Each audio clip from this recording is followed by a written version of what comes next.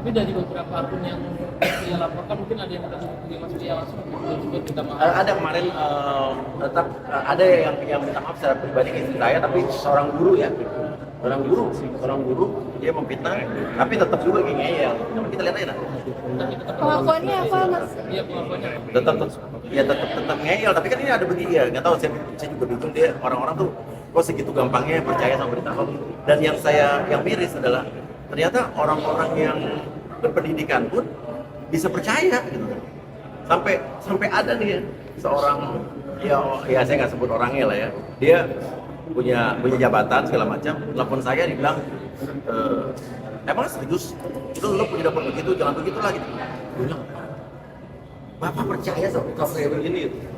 Dan itu yang saya bingung, makanya itulah literasi digital masyarakat kita harus ditingkatkan lagi, dan harus ada pembelajaran juga. Mungkin nggak tahu dari Komisi gimana supaya literasi digital masyarakat kita juga ditingkatkan, dan juga mungkin kita juga meminta untuk Komisi akun-akun penyebar hoax, penyebar fitnah ini harus ditertibkan. Nggak bisa gitu aja, karena itu udah terlalu barbar kalau lihat, dan cenderung seperti dibiarkan. Fitnah juga sekarang bukan cuma saya aja yang difitnah, banyak, tapi kayak bebas beredar begitu aja, dan herannya banyak masyarakat yang percaya. Apa semua Mas? Apa? Lihat ya sih akun-akunnya itu Gini, semua apa? ada real akun, ada anonim, tapi jangan lupa ya, walaupun lo akun-akun anonim gitu juga polisi kita udah canggih kok ya, orang tempat gua aja udah bisa memprofiling ini siapa, dan tetap bisa ketahuan. Apakah ada dugaan motif politisasi? Karena kan MBG ini kan lagi disorot banget ya sama masyarakat. Iya, pasti ada. Ya mungkin ada yang untuk berusaha menjatuhkan tuh nggak suka sama program ini, tapi jangan langsung saya jadi korbannya. Tapi mungkin dugaan saya gini, ya mungkin tujuannya menyerang program ini, tapi supaya beritanya besar, ya saya dipakai jadi bensinnya. Gitu.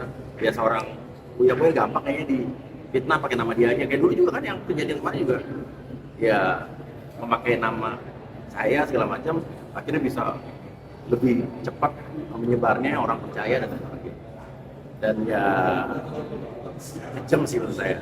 Tapi memang sejujurnya memang program MBG ini masih banyak hal-hal yang menurut saya harus diperbaiki. Gitu. Programnya bagus, cuma memang kayak adanya beberapa dapur-dapur yang menyalahi aturan, ada kasus-kasus keracunan, itu menurut saya harus ditindak tegas, harus ditutup kalau perlu, jangan cuma disuspend. Dan biar, karena ini juga berhubungan dengan anak-anak Indonesia penerima manfaat yang menurut saya berhak untuk menerima makanan yang sehat dan benar, yang tidak sembarangan. Jadi memang perlu dievaluasi dan dikritik, perlu itu. Cuman jangan akhirnya buat berita fitnah dan saya jadi korbannya, saya nggak tahu apa-apa gitu. Mas sempat ngerasa kayak gondok nggak sih, kenapa harus Mas Buya lagi yang jadi Ini awal-awal waktu bulan lalu keluar di tweet udah ada berita hoax ini, ya kesel kenapa gue lagi gitu, cuman gue diemin gitu kan. Tapi pas kemarin, pas hari Jumat itu tiba booming gitu kan, gue pikir wah ini nggak bisa diem aja nih kan, mengingat kejadian yang kemarin, fitnah yang itu trauma sampai kemarin rumah gue dijarah segala macam karena berita hoax yang beredar dan kasih tulisan itu soal itu sadis. Coba deh yang buat berita hoax ini bayangin kalau kejadian ini menimpa keluarga kalian yang mendapat fitnah seperti ini, dan kalian yang dizolimi, kalian keluarga yang dapat jadi kena akibatnya. Coba bikin aja masih itu dibalik, dan masyarakat juga yang dengan berita hoax yang ikut memposting, merepost, yang memproduksi ulang, kan banyak ya merepost produksi ulang, itu juga kayaknya sembarangan aja, nggak dicerna dulu. Yang dengan adanya fitnah cepat seperti ini, kejadian ini bikin maksudnya kayak nyesel nggak sih jadi wakil rakyat, atau capek atau kapok? Cinta sempat bilang dulu, lupakan udah cinta, kan kita pernah bilang waktu beberapa tahun yang lalu ada kok di YouTube gue itu banget dulu ngomong bahwa Pak udah nggak usah terlalu keras, nggak usah terlalu vokal gitu kan, nanti banyak orang jahat segala macam. Tapi terjadi Agustus kemarin tapi gue bilang mana anak Bapak, cinta ini kan terus lagi, apa yang kita lakukan itu kebenaran, benar ya anggap aja ini pengorbanan gitu. Cuman gue pikir ya kemarin kejadian rumah di Jarani udah selesai gitu. Ada fitnah lagi, makanya gue masih jadi itu lah. Mas Mas, tapi ini masih membuka pintu maaf, pintu damai apa udah lanjut? Gini aja kita lihat deh, kalau yang kemarin udah ngapus dan membuat surat pernyataan permohonan terbuka mungkin kita pikirin. Tapi kalau yang tetap nantangin ya, saya pikir udah lapor masih kita lanjut aja. Jadi memang masih tahap renovasi. Rumah sampai sekarang belum selesai direnovasi dan masih dibetulin karena kan rumah saya kemarin benar-benar semua barang hilang, bukan hanya barang, besi-besi, kusen-kusen, pipa-pipanya diambil, sampai kloset WC juga diambil, kloset WC diambil, wastafel, jadi benar-benar kosong, bolong semua. Dan ya itu butuh waktu yang nggak sebentar gitu kan. Dan ini udah berjalan berbulan-bulan, udah setengah tahun belum selesai juga. Baru berapa persen? 70% kali ya, lama sih. Makanya kan sekarang mertua gue juga masih kontrak, karena kan tinggal di situ kan juga selain gue kan ada mertua, ada adik kakaknya Astrid dan keluarga juga masih kontrak. Dan gue ada tinggal di tempat gue yang lain, dan kucing-kucing juga dikontrakan di satu tempat khusus rumah buat kucing-kucing, dan ya berharap cepat selesai sampai bisa ditinggal kembali. Banyak orang yang bilang udah mas jual aja rumahnya, bilang tapi gue mencintai rumah itu kan rumah itu dibangun dari berapa belas tahun yang lalu saat gue masih bekerja seni dan sama sekali nggak ada uang lagi, dan gue tetap pengen mempertahankan rumah itu kan itu punya nilai sejarah sendiri. Awalnya memang ada masalah. Dan Oh, keluarga juga seperti apa? banyak orang yang bilang udahlah jual aja mas, daripada trauma. Cuman rumah itu saya beli dan saya bangun berapa belas tahun yang lalu, berapa belas tahun ya.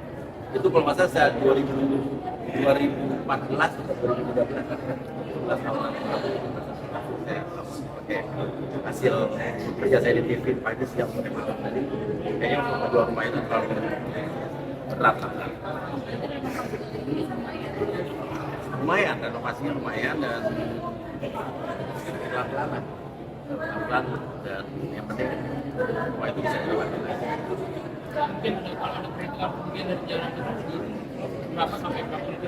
Terus terang kalau ditanya kerugian berapa, gua nggak ngitung. Tapi banyak banget.